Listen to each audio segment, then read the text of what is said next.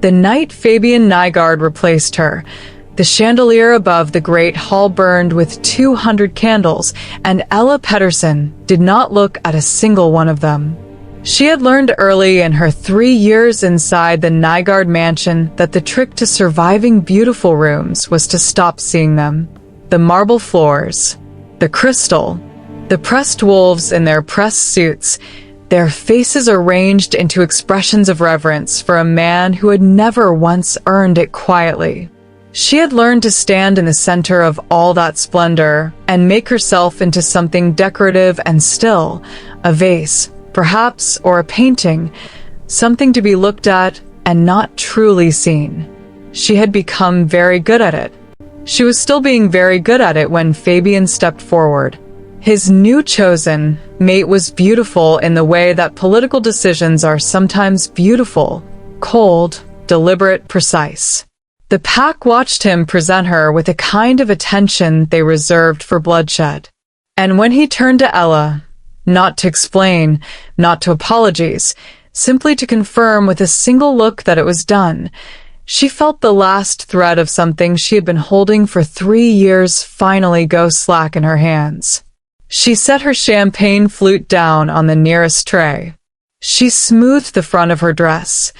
Ivory, of course, the color of rooms she no longer lived in. And she walked out. She didn't run. That was the thing they would talk about later, the ones who watched. She didn't run. She walked. Slowly. Deliberately. Out through the gilded doors and into the snow, and she did not look back once. They called him the Forgotten King.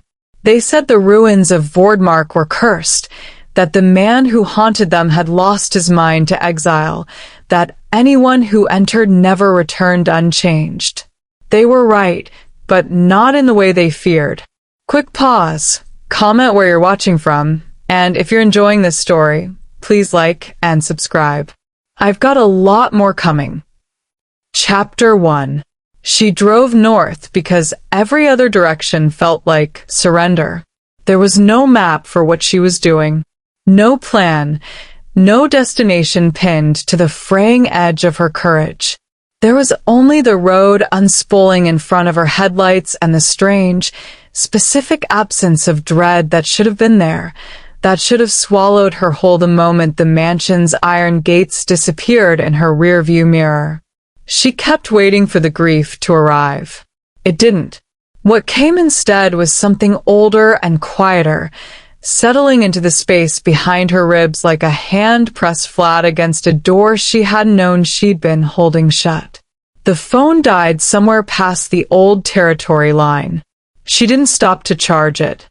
The roads narrowed incrementally, the way old things do when they're trying to discourage the modern world from finding them. For lanes became 2.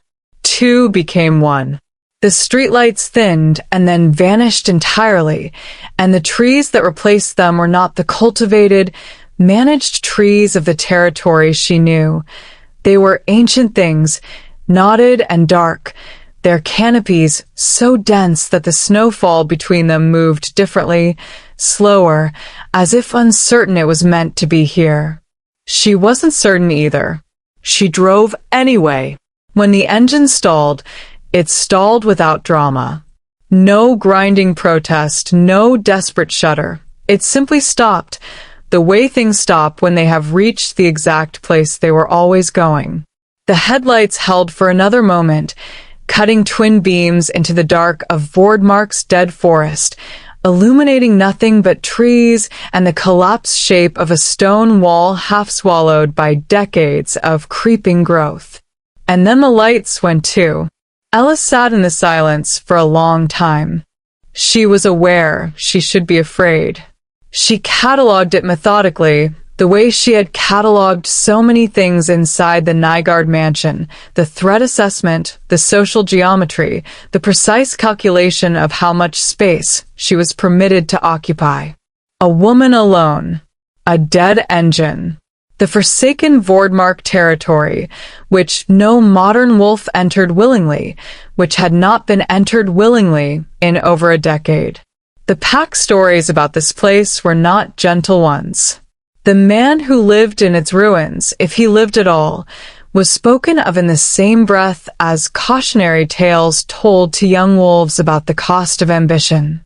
She waited for the fear. It didn't come. What came, instead, was the dark, and the dark was not hostile.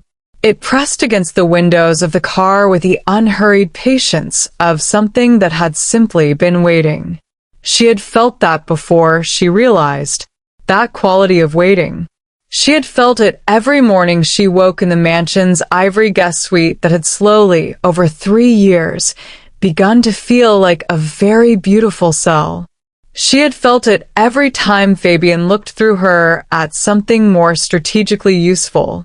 She had felt it in her own chest, that patient, coiled stillness, the thing she had trained herself to keep small and quiet and decorative. She opened the car door and stepped out into the snow. It was colder than she had prepared for. She was still in the ivory dress, still in the thin-soled heels that had been chosen for marble floors and champagne receptions, but the cold didn't reach her the way it should have. Her wolf ran warmer than her human-presenting stillness suggested. She had hidden that too over the years. All that warmth, all that heat, carefully managed into something mild and unthreatening and easy to overlook. She walked toward the stone wall. The forest received her without ceremony. The snow muffled her footsteps until she was moving in near total silence through the dark, the ruined wall giving way to more ruins beyond it, the crumbling suggestion of a road, paving stones that had pushed themselves up through decades of frost and neglect, the skeletal remains of what might once have been gate posts. Vordmark was not the ruin the pack described. The pack described chaos, collapse, the entropy of a kingdom left to rot. What Ella moved through was different. It was layered. There was structure beneath the decay, intention beneath the silence, the bones of something that had been very deliberately built and had endured, stubbornly, and without assistance, everything thrown at it since. She had not gone 100 meters into the courtyard when she felt it. It was not a sound, not quite a scent, though something in her wolf registered it at the level beneath language, beneath thought, a recognition so deep it had no name in the vocabulary she had been given. It moved through her like a low, resonant note struck from a string she hadn't known was strung. She stopped walking. He was standing at the edge of a collapsed stone archway on the far side of the courtyard. Even across the distance, across the dark and the snow and the decades of ruin between them, he was unmistakable. Not because she knew his face. She had seen it only in old pack records, in the kind of photographs that political systems take when they are documenting what they have defeated. He was unmistakable because of the quality of his stillness, which was entirely different from hers. Where her stillness was learned, his was native. Where hers was the result of careful erasure, his was the stillness of something that had survived long enough to stop needing to prove it. He stood the way old mountains stand, not threatening precisely, but entirely, absolutely immovable. He was massive. Silver-scarred across the left side of his jaw and throat, the marks catching the pale residual light of the snow sky. He wore nothing that suggested he felt the cold. He watched her from across the courtyard with an expression that was not wariness, not challenge, not the performative evaluation she had grown used to from alphas who were always measuring the strategic value of what stood in front of them. He looked at her like he had been expecting her. "You're late," he said. His voice carried without effort, low and unadorned, the voice of a man who had stopped needing the room to lean in. She should have been afraid. She catalogued that too. She was alone in a forsaken territory in a dead woman's dress with a man the entire werewolf world had spent a decade pretending no longer existed, and the correct response was fear, and the correct action was retreat, and she had left her car 100 meters behind her with a dead engine, and no working phone, and none of that, not a single piece of it, produced the response it should have. "Late for what?" she said. He didn't answer immediately. He studied her across the courtyard the way she imagined he had once studied diplomatic situations, without urgency, without the performance of patience, simply with the absolute certainty that the answer would arrive when it was ready, and that rushing it would change nothing. She found, to her own surprise, that she didn't mind. She had spent 3 years in rooms full of men who filled every silence with the sound of their own importance. This silence was different. It had weight. It had texture. "Come inside," he said finally. "You're going to lose the toes." She looked down at her heels, then back up at him. Something moved at the corner of his mouth. Not quite a smile, but the architecture of one. The suggestion that under different circumstances, or perhaps under these exact ones, it might become something. She followed him into the ruins. They circled each other that first night like two wolves who already knew the fight wasn't going to happen but hadn't yet agreed on what would happen instead. He gave her dry clothes, old things, too large, worn soft by time, and a fire in a room that still had most of its ceiling, and he asked her nothing about where she had come from or why. She volunteered nothing. She sat across the fire from him and felt the warmth begin to return to her feet and watched him in the way she had learned to watch things, carefully, precisely, without appearing to. He was watching her the same way. In the morning, she did not leave. Chapter 2. She taught him in pieces, the way you learn ruins, not by standing back and observing the whole, but by moving through them slowly, noticing what had survived and what hadn't, and understanding that the things that had survived were not the most beautiful things. They were the most essential ones. Selim Voss did not volunteer information.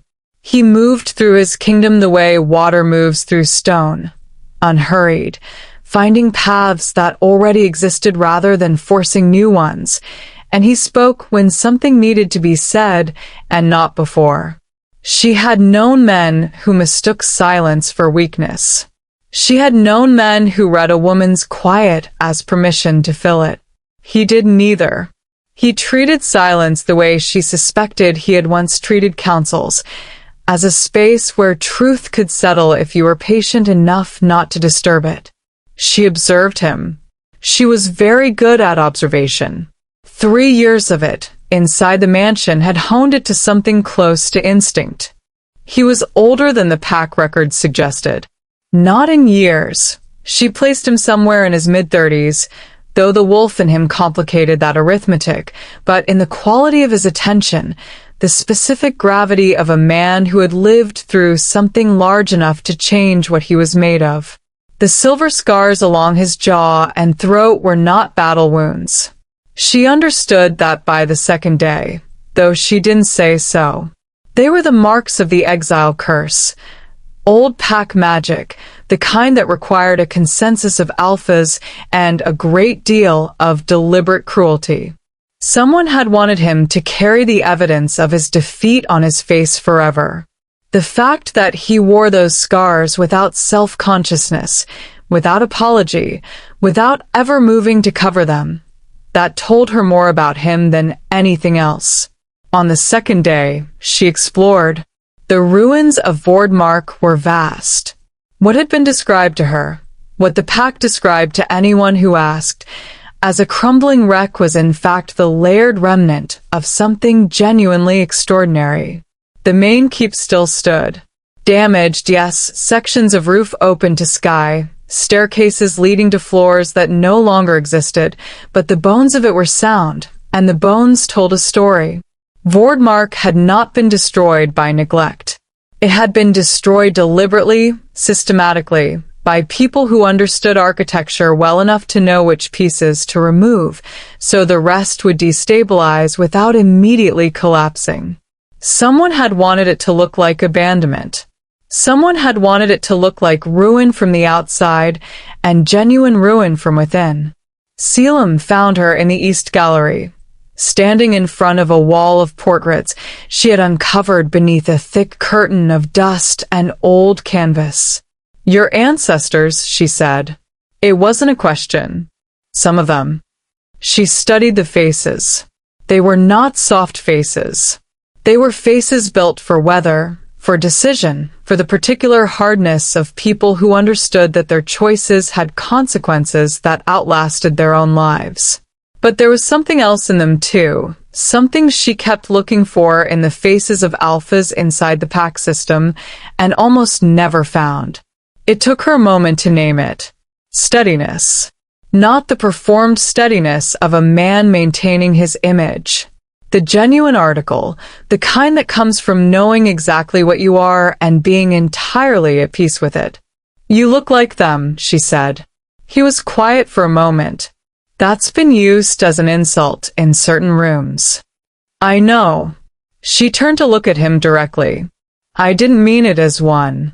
He held her gaze with that same unhurried quality, that specific patience, and she understood, with the sudden clarity of something she had been close to understanding for 2 days, that he was not reading her the way alphas read things they wanted to acquire.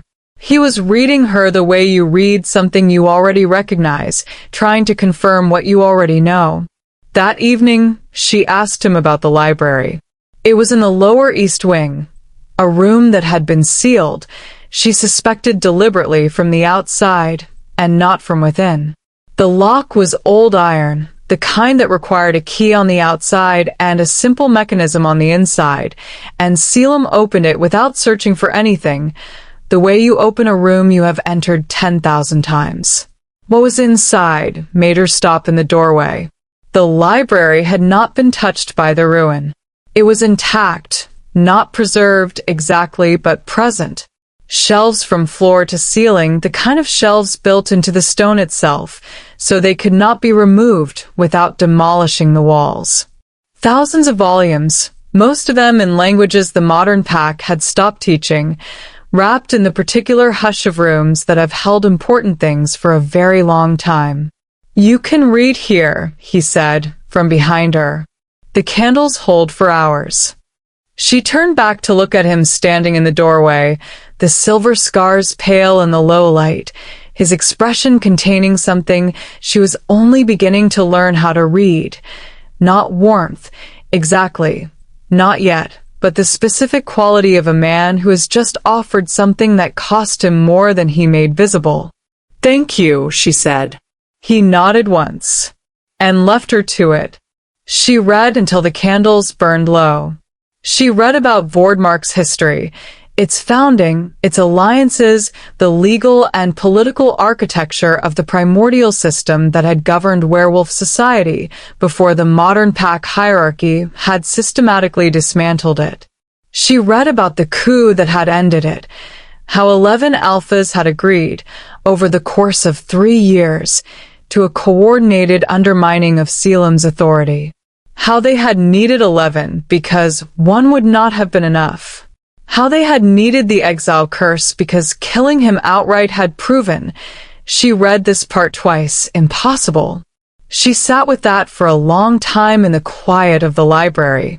Then she blew out the candle, and in the dark, alone, she let herself feel for the first time since the mansion the full weight of the thing she had walked away from, and the thing, slow and impossible and humming beneath her skin like a second heartbeat, that she had walked toward. Chapter 3. It began on the 3rd day as a low note, barely perceptible, the way a sound enters a dream before you are fully awake. By the 4th day, it was something she could not account for by ordinary means. By the 5th, she stopped trying. It pulled toward him. That was the only honest description. A pull, directional and specific and entirely unlike attraction, though it had some of attraction's heat. Attraction was something she understood. She had experienced it, managed it, filed it appropriately in the category of things that were pleasant but not important. This was not that. This had no category. It moved through her at a level beneath thought, beneath choice, and it did not ask her permission, and it did not care whether she had decided it was acceptable. She found herself knowing where he was in the ruins without searching.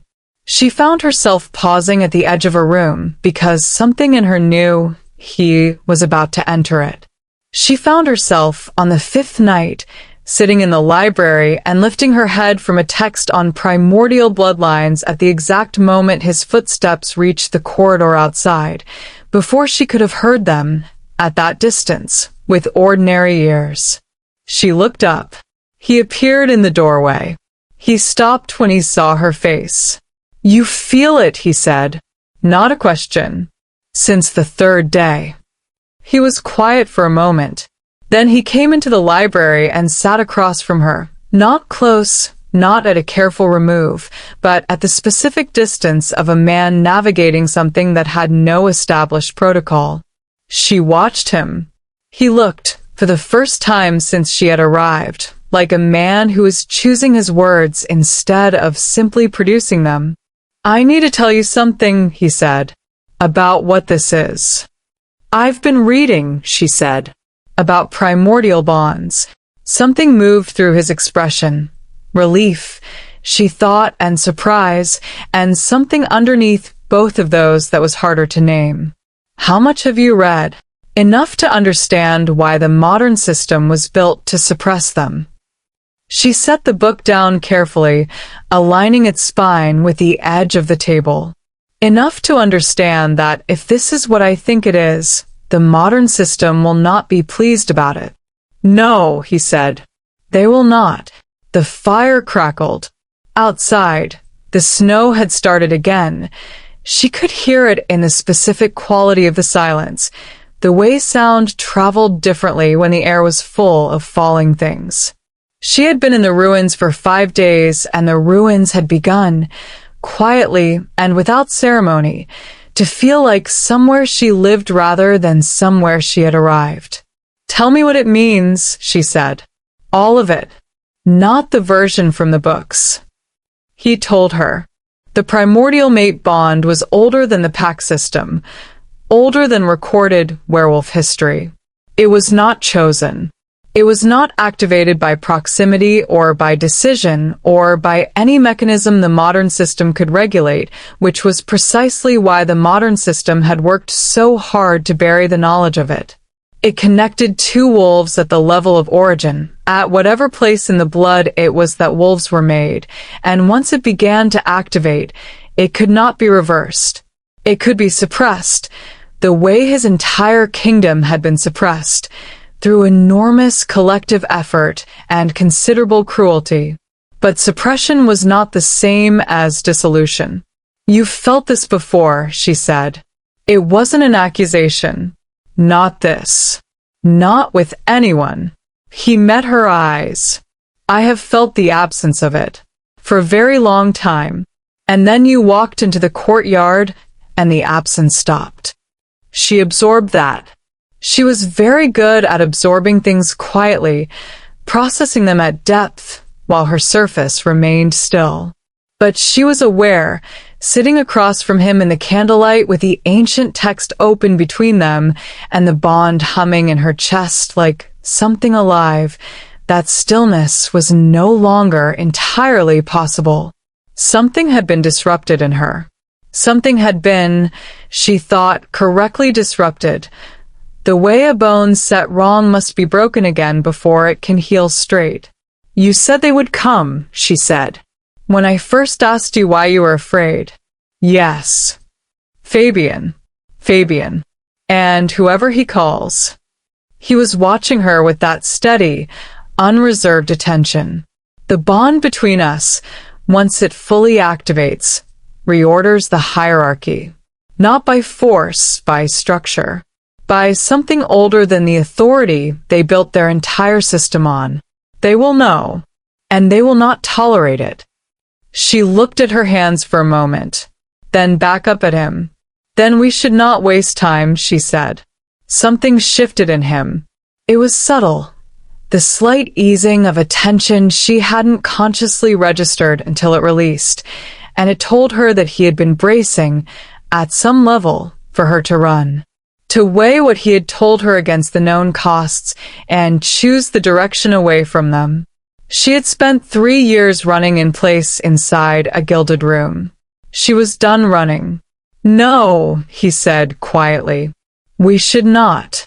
They sat in the library until the candles were very low and the bond between them hummed on, patient and old and entirely unconcerned with the plans of lesser systems. Chapter 4. The name arrived in the mansion's war room like something retrieved from the bottom of a very cold river. Fabian Nygaard heard it and went still. He was a man who had cultivated stillness as a tool, a performance of absolute control meant to remind every wolf in his vicinity that he was never caught off guard, never uncertain, never anything but several steps ahead of whatever was coming at him. The stillness that moved through him now was different. His enforcer, Magnus, watched it happen and said nothing because Magnus had learned over 8 years of service that the moments to be most cautious around Fabian Nygaard were not the moments he raised his voice, but the moments he became very, very quiet. Say it again, Fabian said. Magnus said it again. Selim Voss. The tracker wolves had followed Ella's scent to the edge of Vordmark, no further. They had not entered the territory. 2 of the 3 had refused outright. The third had gone 10 meters past the tree-leaned and returned the color of old ash, unable to explain what he had felt except to say that something in the territory had recognized him and found him insufficient. Fabian turned away from the table and walked to the window. Below, his grounds were immaculate, the kind of immaculate that required perpetual effort, armies of small decisions made daily to keep nature from remembering it had prior claim. He liked that about it. He liked the evidence of dominance in the maintenance of beautiful things. She went to him, he said. Not a question. The kind of statement that is still processing its own implications. It appears so. Voluntarily, the evidence suggests she walked in on her own. There were no signs of. I know what voluntary means, Magnus. Fabian's voice was quiet. Very quiet. What I am attempting to understand is why a woman with no knowledge of Vordmark, no maps, no working phone past the territory line, and no established reason to seek out a man she has never met somehow arrived at the exact location of the one individual on this continent capable of being an existential problem for us. Magnus, who had survived 8 years of service by recognizing when a question was rhetorical and when it required an answer, said nothing. The thing that Fabian Nygaard understood, the thing that had kept him awake for the past 48 hours with the particular quality of sleeplessness that accompanies the realization that a variable you believed was managed is not, in fact, managed, was this. Selim Voss was not a man. Not exactly. Not in the category that the modern pack system applied the word.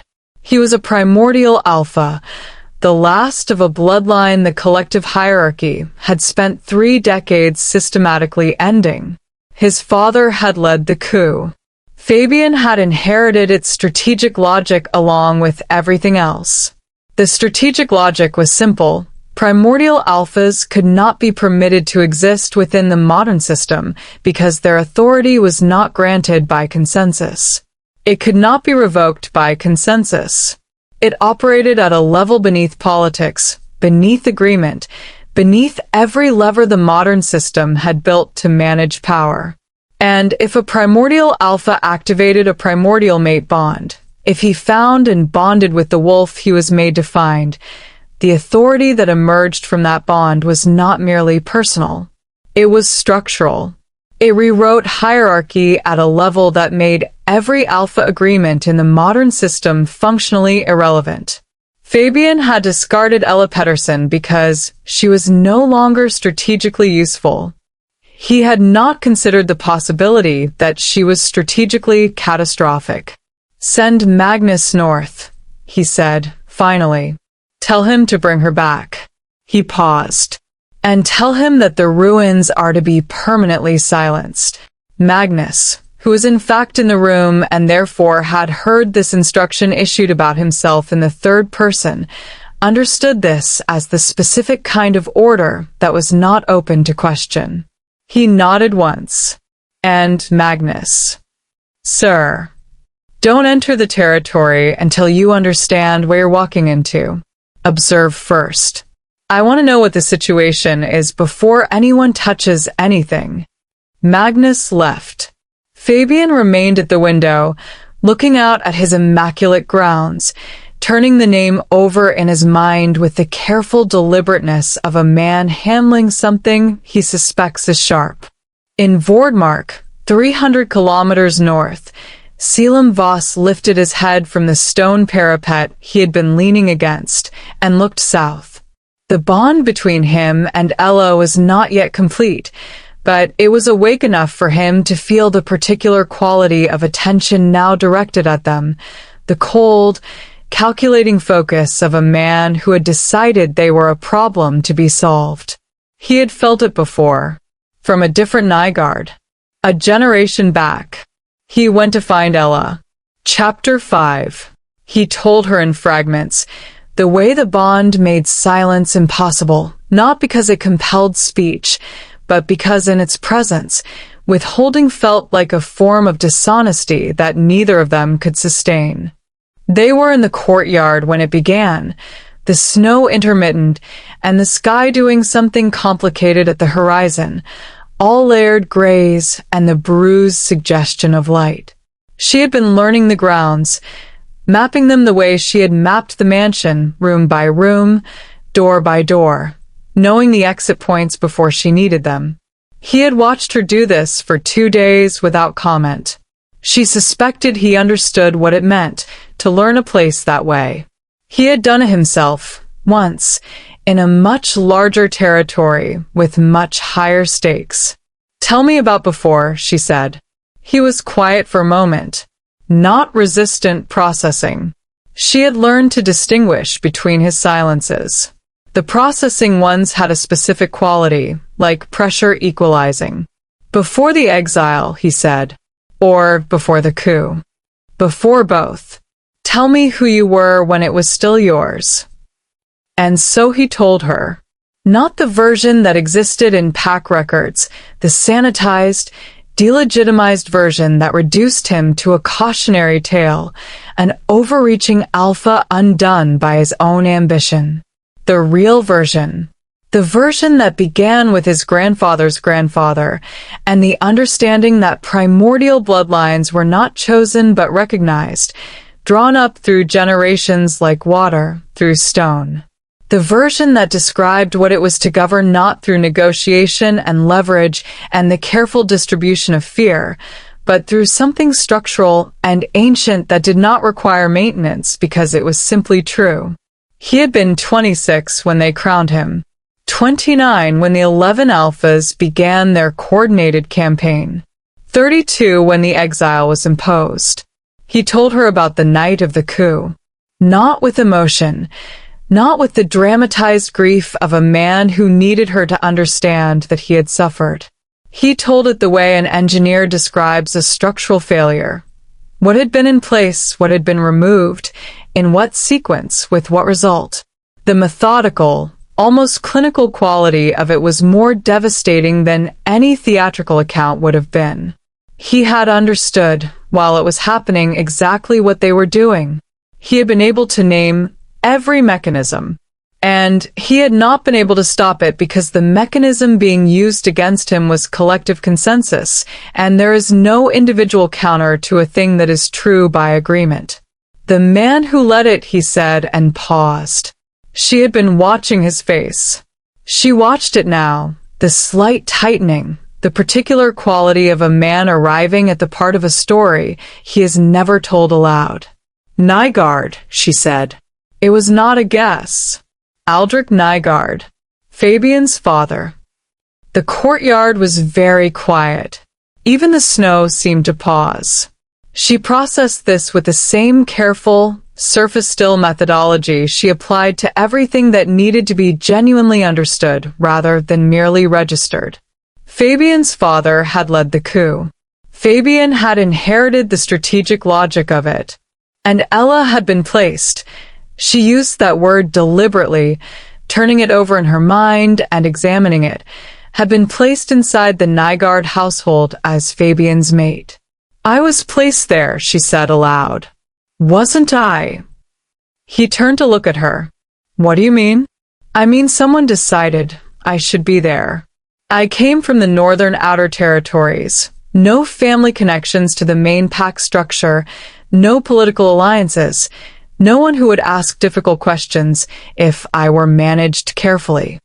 She heard her own voice and noted, with something like distant surprise, that it was entirely steady. I was chosen for Fabian specifically, and I have spent 3 years assuming it was because of what I wasn't. No X, no complications, no leverage. But that's not the only reading, is it? Selim was watching her with an intensity that had nothing possessive in it, the attention of a man watching someone arrive at a truth he had suspected but not been in a position to offer. The bond was always between us, he said carefully. It would have been legible to someone who knew what to look for in our bloodlines. A primordial alpha without his mate is contained. A primordial alpha whose mate is held inside the household of the man who exiled him is neutralized, she said. He didn't discard me because I was no longer useful. She felt the understanding settle into her like cold water, clarifying everything it touched. He discarded me because something changed, because I was no longer successfully containing the variable. Because you were beginning to hear it, Selim said quietly. The bond. You would have felt it as restlessness, perhaps. Or as the sense that something was missing that you couldn't name. She thought of 3 years of lying awake in the ivory suite. 3 years of that persistent, low-frequency wrongness she had attributed to Fabian's inadequacy and her own too high standards, and the general difficulty of loving someone who had never quite seen her. She thought of how carefully she had managed that feeling. How quietly. Yes, she said. I would have felt it as that. They stood in the courtyard together in the cold, and the distance between them was smaller than it had been the day before, and smaller than it had been the day before that, and neither of them spoke for a long time because there was nothing that needed to be said, and everything that needed to be understood and understanding, unlike speech, could happen in silence. That night, he began to teach her not to fight. She had asked, directly, practically, the way she asked everything, and he had shaken his head with that quiet, absolute quality that meant the answer was not a refusal, but a redirection. Fighting is what they expect, he said. What you need to learn is how to claim. She did not entirely understand what he meant, but she sat across from him in the firelit room and she listened, and he talked about authority. Not the performed kind, not the leveraged kind, but the original kind, the kind that exists prior to agreement and does not require permission, and she felt something in herself beginning, slowly, to take a different shape. Chapter 6. Magnus arrived at the edge of Vordmark's dead forest on a Tuesday, in a vehicle that cost more than some wolves' annual pack allocations, with 4 trained enforcers behind him and the specific, calibrated confidence of a man who had never encountered a situation he could not resolve. He observed first as instructed. He observed for 3 hours from a position 50 meters outside the tree leaned, cataloging what he could see of the ruins through long-range optics. The keep was more intact than reports had suggested. There was smoke from at least 2 points, fires maintained. Signs of recent activity in the courtyard. And then he had the optics trained on the courtyard gate when it happened. The woman walked out. He had last seen Ella Pedersen 9 days ago, standing at the edge of a packed ceremony in an ivory dress, holding a champagne flute with sufficient care that her knuckles were white. He had noted her, the way he noted everything, and filed her in the category of collateral, unfortunate, mildly inconvenient, ultimately irrelevant. He had assigned her, without particular deliberateness, to the category of women who were decorative until they weren't, and then simply disappeared from the relevant equations. The woman walking toward him across the ruins was wearing dark wool and practical boots, and her pale gold hair was loose rather than arranged, and she moved with something so entirely different from the woman he remembered that for one disorienting moment he doubted his identification. But the storm-gray eyes were unmistakable, and the quality of her attention, the specific, precise way she was looking at him from 60 meters away, without haste or alarm, was the quality of someone who had been watching him for considerably longer than he had been watching her. He lowered the optics. She stopped at the boundary of the ruins, at the collapsed gate posts, and she waited. Magnus walked toward her with 4 enforcers at his back and the full weight of Fabian Nygaard's authority behind him, and with every step he took the uncomfortable awareness grew that none of those things were as substantial as they had been 9 days ago. Ella Pedersen, he said, when he was close enough for ordinary conversation. He kept his voice even. Professional. The voice of a man for whom this was a matter of logistics. Magnus, she said. She knew his name. Of course she did. She had spent 3 years inside the mansion. She had always known his name. He had simply never thought about what she might have noticed from her vantage point inside the house he maintained. Fabian requests your return. He had been given the language carefully. Requests. Not demands. The implication of choice, the framing of voluntary return. There are things to discuss. The manner of he searched for the word, ceremony was regrettable.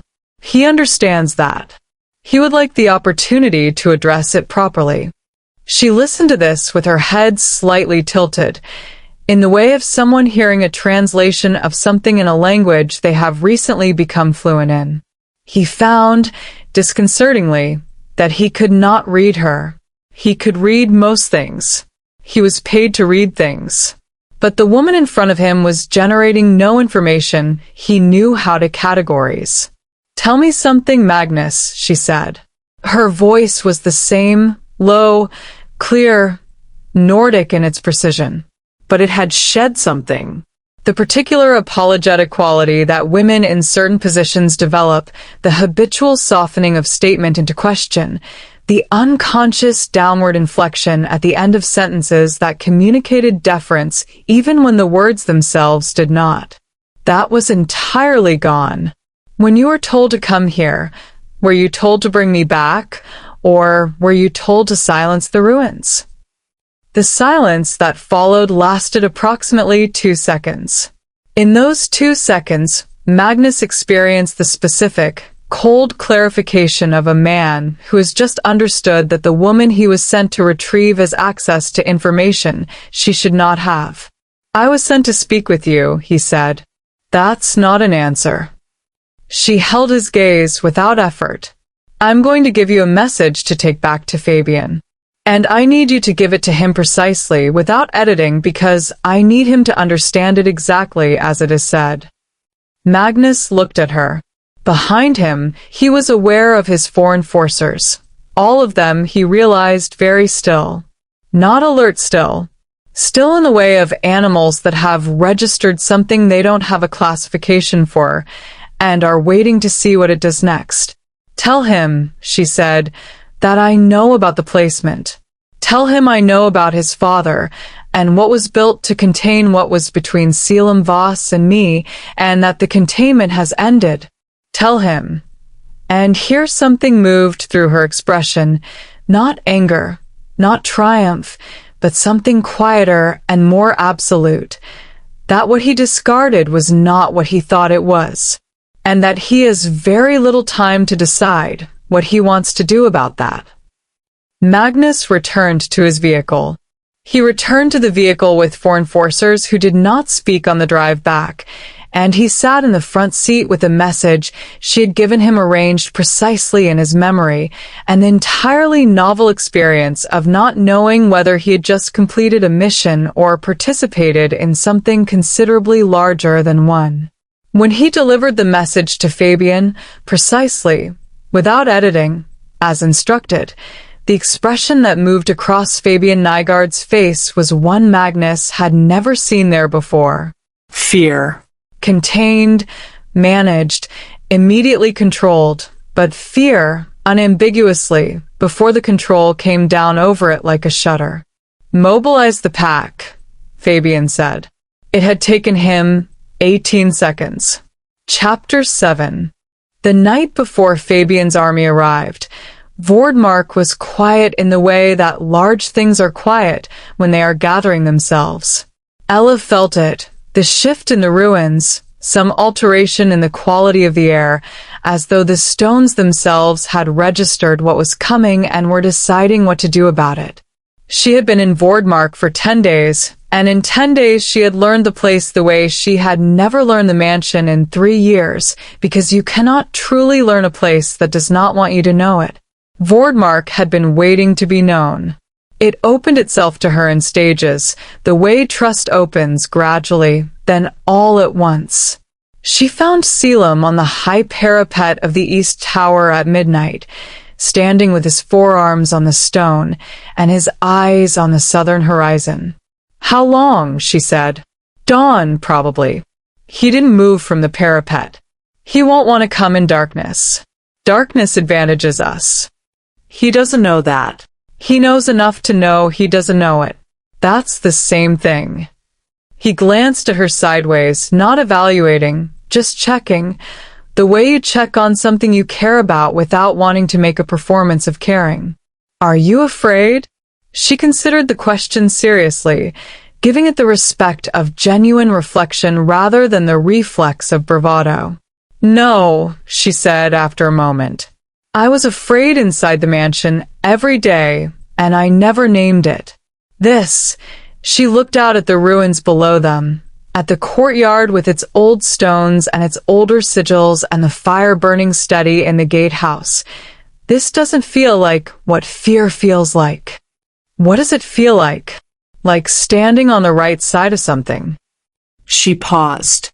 "Like arriving somewhere I should have been a long time ago, and knowing that any cost attached to the arriving is the cost of the delay, not the cost of the destination." He was quiet. In the silence she could feel the bond between them, which had been building for 10 days with the patient inexorability of something that had no interest in being hurried, present in the way that blood is present, fundamental, not spectacular, simply true. "It needs to complete," he said, "before they come." She turned to look at him directly. He was already looking at her. "I know," she said. They went down from the parapet and into the great hall, the room where he had once been crowned and later stripped of everything, the room at the center of Vordmark that had held both the highest and lowest points of what he was. The fire had been banked low, and the room was all shadow and the residual warmth of old stone that had held heat for centuries. She stood in the center of it, and he stood across from her, and the space between them was the precise distance of everything they had not yet said and everything that had already been decided. "I need to tell you something first," she said. "Tell me." "I came here with nothing. No plan, no expectations, no idea what I was going to find." She met his eyes. "I want you to know that whatever happens when this completes, whatever it means for the hierarchy, for the pack, for the political structure of the entire continent, those are not the reasons I'm standing here. I'm standing here because the 10 days in this ruin are the first 10 days in a very long time that I have felt exactly like myself. And the bond is part of that, but it's not all of it. You are part of that. Something moved through Selim Voss's expression, slow and enormous and entirely unguarded, the kind of thing that happens to a face that has spent a decade being careful and is, in this moment, not being careful at all. "I have been here for 11 years, he said. "I have not been afraid of the exile or the ruin or the silence. I have been afraid that what they took from me was not only the kingdom." He paused. That they had taken the possibility of this. That the punishment of it was not just what was removed, but what was made impossible. She crossed the distance between them. The bond completed the way dawn completes. Not a moment, not a single point of change, but an arrival, a fullness, a condition that becomes true all at once after being almost true for a long time. It moved through her like light through stone when stone is thin enough, illuminating not from outside but from within, finding the places where the structure had always been present and making them visible. She felt him in it, not as an intrusion but as a resonance, the same note struck in a different register, the same essential frequency. Around them, Vordmark responded. It was not dramatic at first. A deepening of the warmth in the old stones. A barely perceptible luminescence in the sigils carved into the great hall's threshold, the ones she had noticed on her second day and traced with her fingers, feeling the depth of the carving, the age of it. Then more. The sigils along the walls. The carved seals above the doorways. The runes worked into the floor beneath the dust of 11 years, emerging like something surfacing from deep water, patient and inevitable and now lit. Vordmark was waking up. Selim raised his head and looked at the walls, at the old kingdom illuminating itself around him after 11 years of darkness, and she watched his face, and what she saw there was not triumph. It was something much quieter than triumph. The specific peace of a man who had survived long enough to be proven right. They stood together in the lit hall until the first gray suggestion of dawn came through the gaps in the roof. Then they went to the gate, side by side, to meet what was coming. Chapter 8. Fabian arrived with 60 wolves and the absolute certainty of a man who had never, in his life, been made to account for himself. He came at dawn, as Selim had predicted, in a convoy of vehicles that stopped at Vordmark's tree-leaned and disgorged wolves in the practiced, efficient way of a force that had been through this before. 60 wolves. Ella counted them from the gate. Well-armed, well-trained, the best Nygaard resources could produce. She recognized some of them. Faces from the mansion's corridors, from the pack ceremonies, from the periphery of her 3 years inside a world that had never quite accepted her as central to it. Fabian got out last. He looked the same.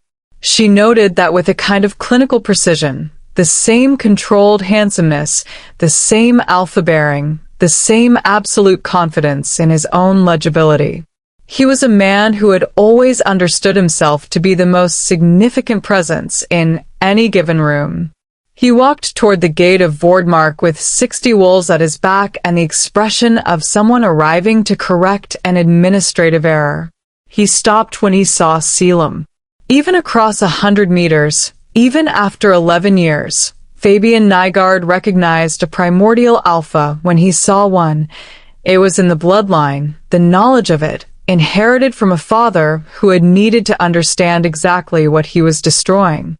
She watched the recognition move through Fabian's expression and resolve into something she identified, after a moment, as the particular fury of a man who is prepared for one kind of problem and found a different one. Selim did not speak. He stood at the gate, still, unhurried, silver-scarred, the light of the completed bond barely visible in the sigils behind him, the faint luminescence of a kingdom that had remembered what it was, and he simply looked at Fabian with the expression of a man who has 11 years of patience and not a single reason left to hurry. Fabian gave the order. They came in a wave, 60 wolves crossing the Vordmark threshold in the organized, coordinated surge of a force that had drilled for exactly this. And then something happened that the drilling had not prepared them for. The first wolves across the threshold slowed. Not from attack. Not from any visible force. They slowed and they faltered, and several of them stopped entirely, standing in the courtyard with a specific, disoriented stillness of wolves whose internal compass has just been rewritten. The alpha bonds that tied them to Fabian, the threads of political authority, the agreed-upon hierarchy that structured their loyalty, were meeting something older. Something that did not negotiate with consensus because it predated the concept. Selim's primordial authority moved through the pack like a tide coming in. Not aggressive, not violent, simply prior. Simply more fundamental than what they had been built on. She watched wolves stop mid-stride and look confused, and then look at Selim, and then one at a time, then in clusters lower themselves to their knees. Not by choice, exactly. By something older than choice. By the part of them that remembered, at a level beneath language, what genuine authority felt like. Fabian pushed through them. She had to give him this. He was brave in the way that absolutely certain men are brave, not because he had evaluated the risk and accepted it, but because he genuinely could not conceive of a version of this in which he lost. He came through his kneeling wolves with his alpha fury at full pitch, his eyes on Selim, and he would have reached him if she had not stepped forward. He stopped when she moved. Some instinct, some residual piece of the man who had lived with her for 3 years and understood her stillness, even if he had never understood what it meant, made him stop. Ella. Her name in his voice. She noticed for the first time that he had never said it the way Selim said it, never as though it were a complete thing, a sufficient thing. He had always said it with a slight edge of utility, the name of someone in a role. This is not what you think it is. She looked at him. She looked at him the way she had looked at him for 3 years from the inside of a room that felt like a cell, and she took her time doing it, and she let him see her doing it, and she watched the specific moment he understood that what he was looking at was not the woman he had replaced. "I know exactly what it is," she said. "Your father built a cage. You maintained it, and I walked out." She tilted her head slightly. "The question is not what I think this is, Fabian. The question is what you're going to do now that you understand you cannot put me back in it." He had no answer for that. She could see him searching for one, the strategic mind working, the leverage calculation running, the habitual reach for a countermove, finding nothing in the architecture of this moment that could be leveraged. Because the architecture of this moment was not his. It had never been his. He had simply been managing a territory that belonged to something else. Around him, his wolves were kneeling. He was the only one left standing. And standing, surrounded by the kneeling remnant of his own authority, he looked not powerful but exposed, a man revealed, by the presence of something real, as the performance he had always been. Chapter 9. He did not die. She had not expected him to die, and she had not wanted him to die, not because she harbored anything toward him that resembled softness, but because death was too clean for a man like Fabian Nygaard. Death was a conclusion, and what he deserved was not conclusion, but consequence, the specific, living consequence of having to continue existing in the shape of what you had become. The mechanism was ancient and legal and entirely legitimate within the original framework of werewolf law, the framework that predated the modern system and had been buried beneath it but not, as the modern system had assumed, destroyed. When a primordial alpha completed a primordial bond, The political authority of every alpha whose position depended on the suppression of that bond was automatically rendered void. It was not a punishment. It was a structural consequence, built into the architecture of the original law by people who had understood that certain kinds of power could not be allowed to rest on fraudulent foundations indefinitely. Selim did not perform it. He did not make a speech. He simply stood in the courtyard of Vordmark with the completed bond at full resonance, and the sigils of the old kingdom lit behind him, and Fabian Nygaard's alpha authority dissolved the way false things dissolve in the presence of true ones, not explosively, but inevitably, the way morning dissolves the logic of nightmares. She watched it happen on Fabian's face. It was the most honest thing she had ever seen from him. The alpha bond had structured him, not just his position but his selfhood, the deep framework of his identity, the primary category through which he had understood his own existence. Without it, what remained was a man. Simply a man, clever, cold, politically gifted, and entirely unprepared to inhabit himself at that reduced scale. He looked, for one unguarded moment, like something very young and very lost. Then his face closed again.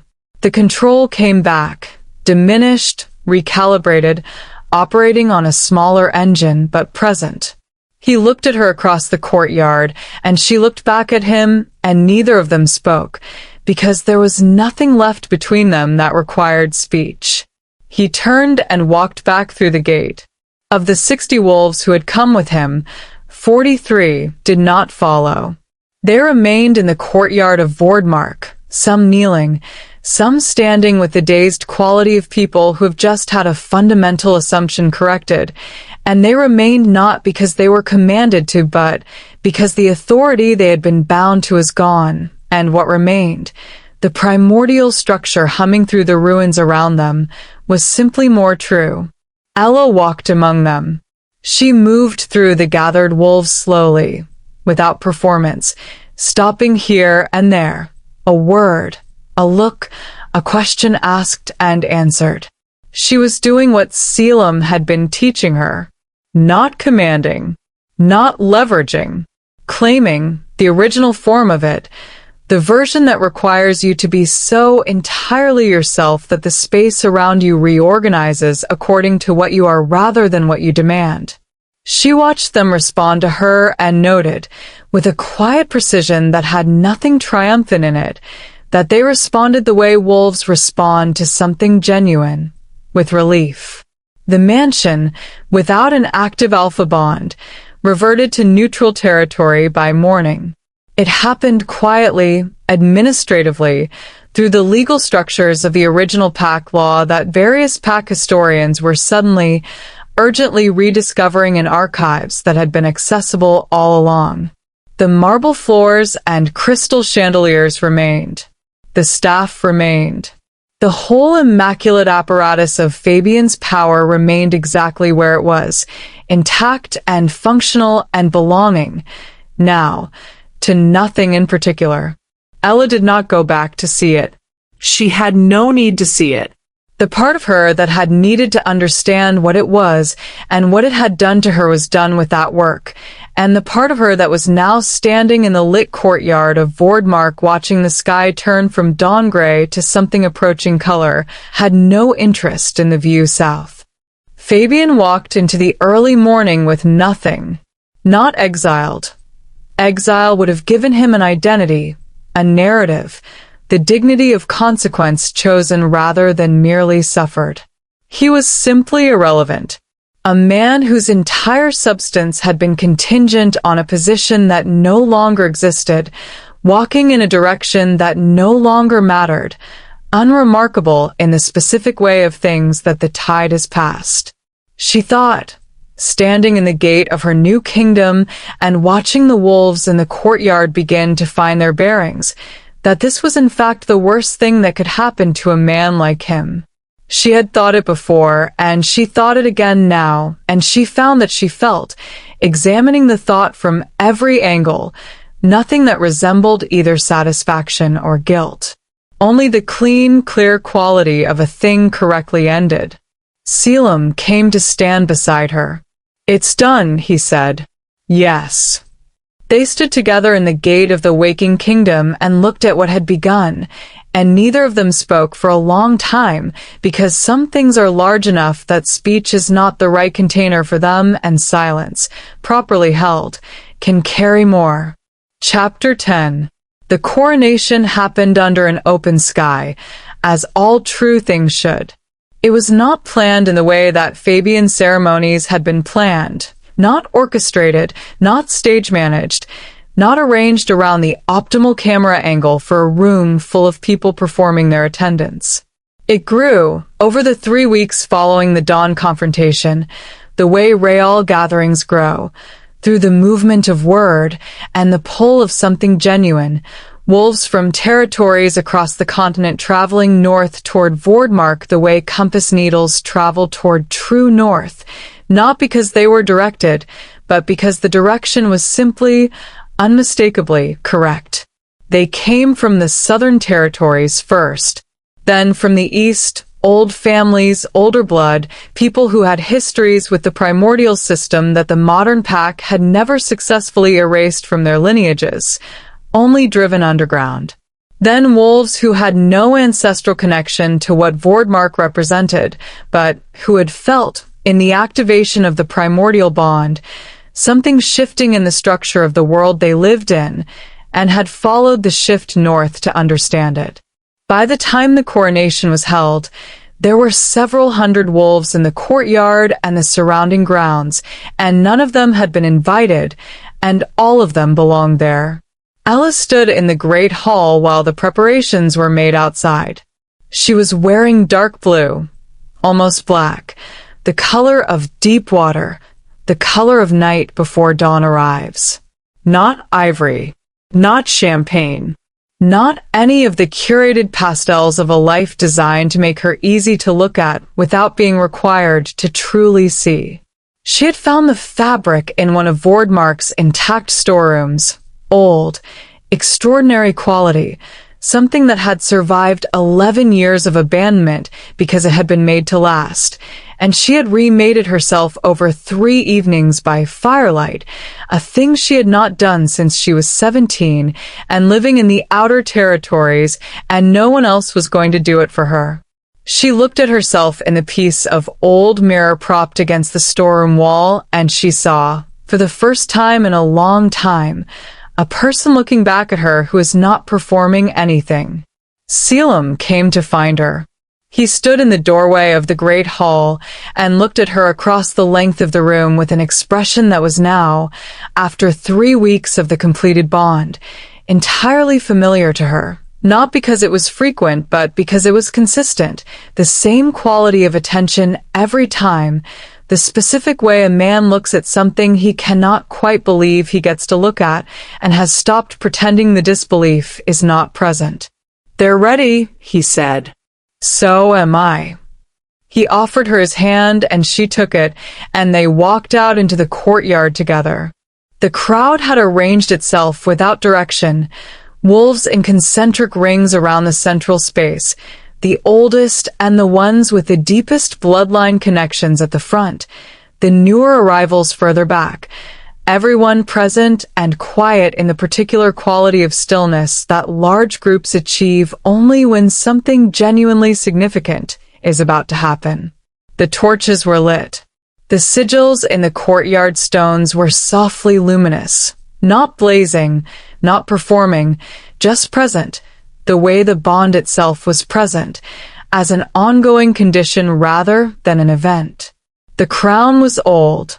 She had known it would be, had known from her time in the library that it existed somewhere in the ruins, that it had been hidden rather than destroyed because the people doing the destroying had understood, at some level, that destroying it would be a different kind of statement than concealing it. Selim had found it in the 3rd week, exactly where the oldest maps suggested it would be, in a sealed chamber beneath the library floor. Ancient stone and dark silver, heavy in a way that had nothing to do with its weight, and everything to do with what it had held. She had held it in her hands the evening before and turned it in the firelight and felt the specific gravity of a thing that had been waiting patiently, without complaint, through 11 years of cold and dark and silence, to be where it was supposed to be.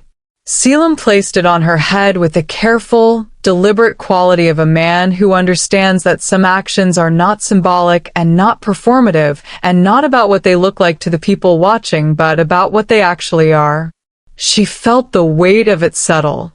She did not cry. She did not look relieved. She looked like a woman who had always known this was where she was going. The crowd was very quiet.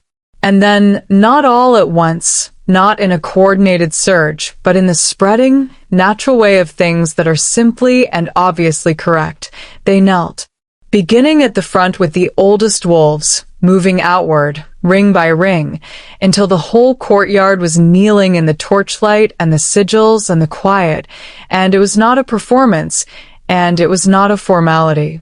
It was recognition, the oldest kind. She stood in the center of it, and let it be what it was. Later, after the gathering, after the conversations and the alliances beginning to take their new shapes and the long, complex work of rebuilding something real from the bones of something true, she stood alone at the edge of the great hall. The hall was quiet now. The torches burned lower. Outside, the sounds of the gathered pack settling into the grounds of Wardmark, voices, fires, the specific warmth of a large group of people in the process of becoming something together, drifted in through the gaps in the stone.